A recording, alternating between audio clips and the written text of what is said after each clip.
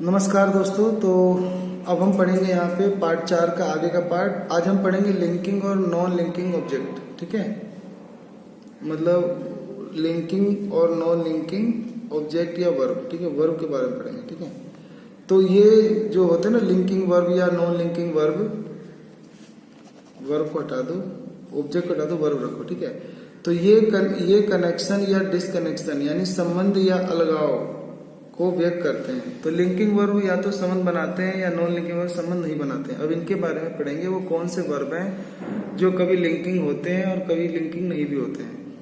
हमने लिखा कि ही फेल इल, वो बीमार पड़ गया। तो जो ये फेल है ये लिंकिंग वर्ब है, क्योंकि इसके बीमार पड़ने का असर सब्जेक्ट के ऊपर ही पड़ेगा। तो ये सब्जेक्ट कॉम्प्लीमेंट है और ये एक ऐसा वर्ब है, इंट्रांजिटिव वर्ब है, जिसके काम का असर सब्जेक्ट पर ही पड़ रहा है। तो इसको बोलते हैं लिंकिंग वर्ब। ऐसे लिखा है he felled the tree, he felled the tree, उसने पेड़ को काट कर गिरा दिया। तो उसके काम का असर पेड़ पे पड़ रहा है। तो यानी इसमें जो सब्जेक्ट है उसने जो एक्शन किया है उसका असर किसी दूसरे पे पड़ रहा है। तो इस समय ये एक ऐसा वर्ब है, ये आपका नॉन लिंकिंग वर्ब है।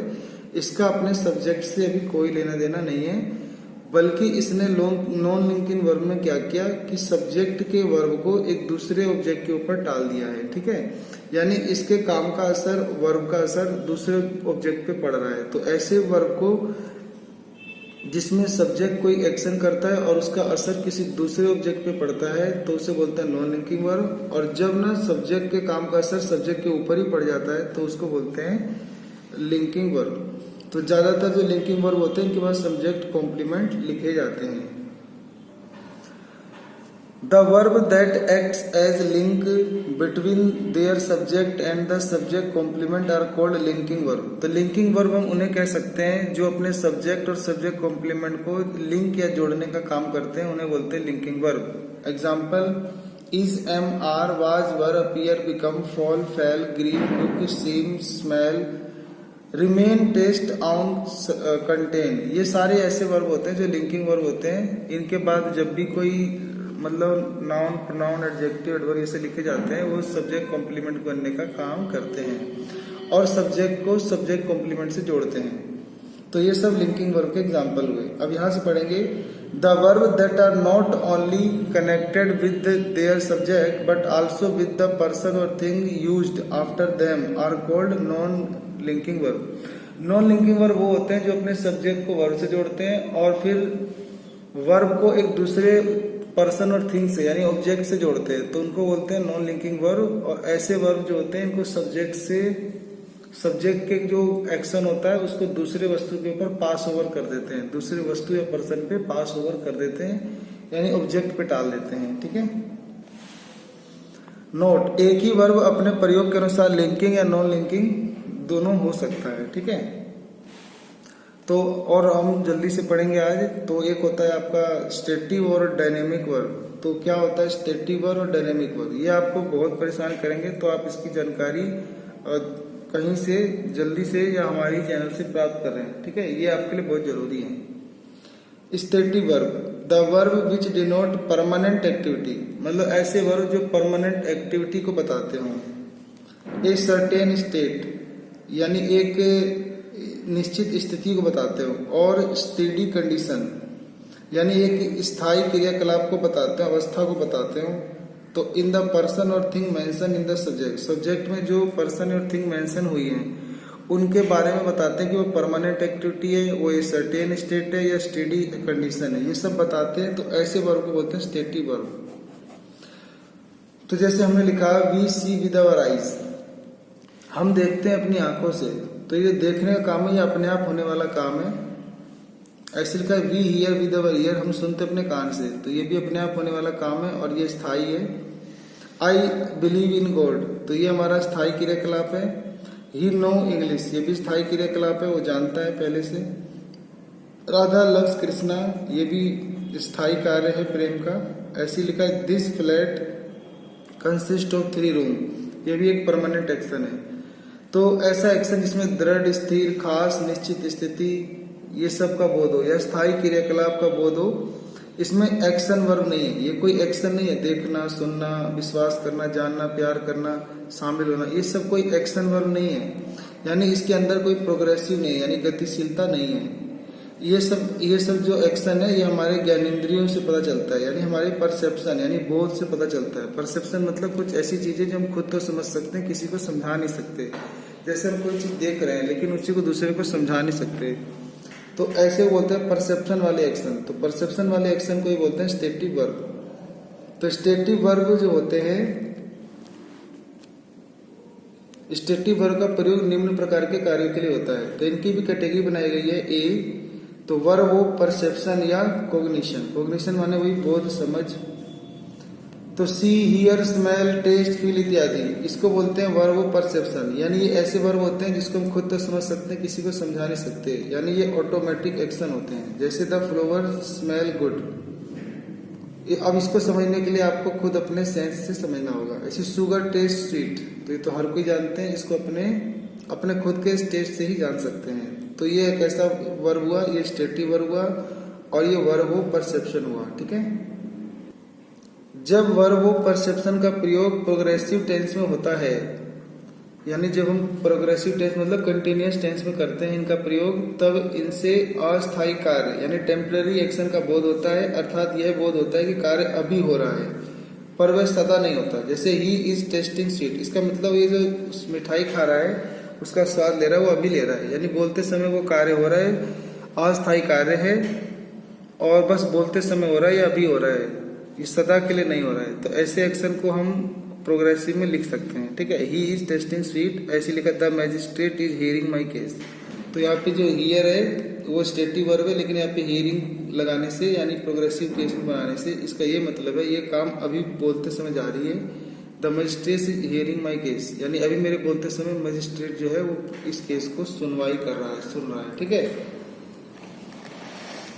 ऐसे ही अगला है नंबर बी पे, वर्ब ऑफ परमानेंट और मेंटल स्टेट या एक्टिविटी, यानी इसके अंदर मानसिक कार्य आते हैं, यानी स्थायी मानसिक अवस्था या मानसिक कार्य या कार्यकलाप। यानी परमानेंट मेंटल स्टेट और एक्टिविटी को एक्सप्रेस करने के लिए स्टेटिव वर्ब का प्रयोग किया जाता है। ये वर्ब है agree, believe, consider, doubt, differ, know, forget, remember, recognise, think, understand etcetera. ठीक है। तो ये सारे ऐसे वर्ब होते हैं जिसको ना हमारे मेंटल एक्टिविटी से हम समझते हैं। जैसे एग्री माने सहमत होना, ये हमारी मेंटल स्टेट है। बिलीव माने विश्वास करना, ये हमारी मेंटल स्टेट है। रिमेम्बर याद करना, फॉरगेट भूलना, ये हमारे मेंटली काम है। ठीक है। जो मेंटली काम होते हैं इनको भी स्टेटिव वर्ब में शामिल किया गया है। I believe in God, I think he is a meritorious, और ही नो इंग्लिश, और ही एग्री विद मी। तो बिलीव, थिंक, नो, एग्री, ये सब आपके मतलब मानसिक अवस्थाओं वाले कार्य है, इन्हें स्टेटिव वर्ब में गिना जाता है। तो ऐसी मानसिक अवस्थाएं स्थायी होती हैं, यानी एक बार अपना ली तो एक बार लोग मान लेते हैं, दिमाग में ठान लेते हैं, तो वही रहती हैं। इसलिए ऐसे वर्ब का प्रयोग प्रोग्रेसिव टेंस में नहीं होता, यानी इनको प्रेजेंट कंटिन्यूअस टेंस या कंटिन्यूअस टेंस में इस्तेमाल नहीं करते, बल्कि आईएनजी फॉर्म में इस्तेमाल नहीं करते। अतः हम इस प्रकार नहीं लिख सकते कि आई एम नोइंग इंग्लिश, ये गलत हो जाएगा। I am believing in good God, तो ये भी गलत हो जाएगा। ठीक है। क्योंकि ये मेंटल एक्टिविटी है, इनको आईएनजी फॉर्म में नहीं लिखना चाहिए। नंबर सी पे आता है आपका इमोशनल स्टेट्स। स्थायी भावना को एक्सप्रेस करने के लिए स्टेटिव वर्ब का प्रयोग किया जाता है। ये वर्ब है love, hate, hope, like, dislike, want, wish, desire. ठीक है। ये हमारी भावनाओं को एक्सप्रेस करते हैं। प्यार करना, नफरत करना, आशा करना, पसंद, नापसंद, इच्छा, ठीक है, अनिच्छा, ये सब। सीता लव्स राम, तो ये जो लव है ये एक भावना है। I hate a dishonest person, तो हेट एक भावना है। ही डिसलाइक स्पाइसी फूड, ये एक भावना है। तो ऊपर दिए गए वाक्यों से स्थायी भावना का बोध होता है। प्रेम करना, घृणा करना या नापसंद करना इत्यादि स्थायी भावनाएं हैं। ऐसे वर्ब का प्रयोग प्रोग्रेसिव टेंस में नहीं होता, इनको भी आईएनजी फॉर्म में इस्तेमाल नहीं कर सकते। ठीक है। अगला है डी नंबर पे स्टैटिक स्टेट्स। कुछ क्रियाकलाप ऐसे होते हैं जो सदा स्थिर यानी स्टैटिक या स्थायी रूप यानी स्टैटिक कंडीशन में पाए जाते हैं। ऐसे कार्यों को एक्सप्रेस करने के लिए भी स्टैटिक वर्ब का प्रयोग किया जाता है। ये वर्ब है सीम, live, appear, resemble, own, remain, have, possess, deserve, contain, consist of, belong to. ठीक है। तो ये सब ऐसे वर्ब होते हैं, इनका भी स्थायी रूप में इस्तेमाल होता है। तो ये भी आपको सब अपना नोट करके याद करना है। जैसे Sonal deserve prize, Roshan resembles his father, Rani owns a building in Patna, my house consist of 2 room. तो ये सब आपका परमानेंट कार्य है। The book, this book belongs to me, तो ये सब आपके स्थायी कार्य है। तो इनको स्टैटिक स्टेट कहते हैं और ये स्टैटिक वर्ब में शामिल है।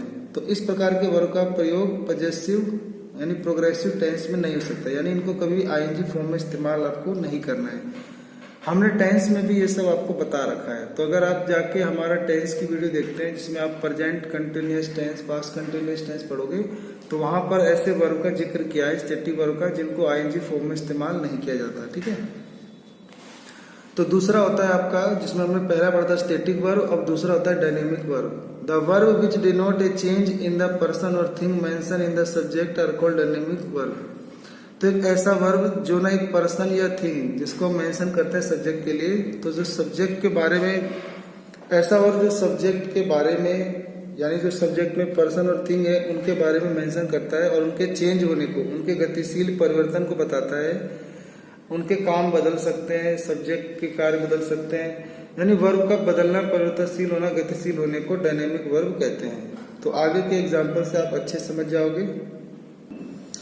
तो रूबी राइट्स ए लेटर, तो राइट एक ऐसा वर्ब है जो परिवर्तनशील है। He is reading a novel, our soldier are fighting bravely, Gaurav is running rapidly, she is cooking. तो जो कुकिंग है, रनिंग है, फाइटिंग है, रीडिंग है, राइट्स है, तो ऊपर के जो वर्ब है ये गतिशील या परिवर्तन के कार्यकलाप का बोध कराते हैं, यानी ऐसे काम है जो गतिशील है, डेली एक्टिविटी में। ये डायनेमिक वर्ब इन एक्शन है, यानी ये प्रोग्रेसिव या गतिशील हो सकते हैं, इसीलिए इन्हें डायनेमिक वर्ब का प्रयोग वैसे कार्यकलापों के लिए होता है जो अस्थायी या क्षणिक या परिवर्तनशील होते हैं, अर्थात जो कार्यकलाप सदा नहीं होते। यही कारण है कि डायनेमिक वर्ब का प्रयोग प्रोग्रेसिव टेंस में होता है। तो यानी डायनेमिक के प्रोग्रेसिव बना सकते हैं, इनके साथ आईएनजी लगा सकते हैं। तो कुकिंग, रनिंग, फाइटिंग, ये सब आईएनजी में आ सकते हैं। अर्थ के दृष्टिकोण से डायनेमिक वर्ब का प्रयोग निम्नलिखित प्रकार के कार्यों के लिए किया जाता है। पहला होता है टेम्पररी एक्टिविटी, अस्थायी कार्य के लिए डायनेमिक वर्ब का प्रयोग कर सकते हैं, जो कि प्रोग्रेसिव टेंस में इस प्रकार होता है। मधु इज टॉकिंग टू रजनी, तो टॉकिंग जो है ये आपका टेम्पररी एक्शन है, अस्थायी कार्य है, तो इसको हम आईएनजी में लिख सकते हैं।